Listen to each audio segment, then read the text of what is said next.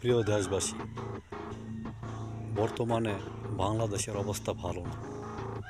বিশেষ করে ঢাকায় যারা বসবাস করে তাদের অবস্থা খুবই খারাপ।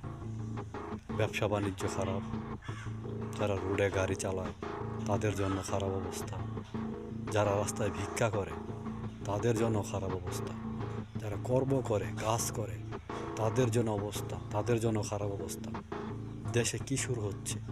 আমাদের এই বাংলাদেশে যদি এই অবস্থা এমনভাবে চলে তাহলে আমরা তো ভালোভাবে চলতে পারবো না।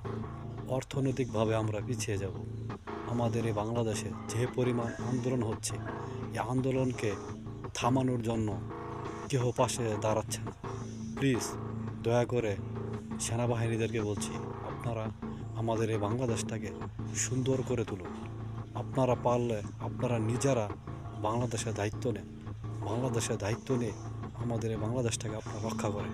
প্রিয় দেশবাসী, আপনারা আমার এই ভিডিওটা শেয়ার করে সবাইকে জানার জন্য সুযোগ করে দেন।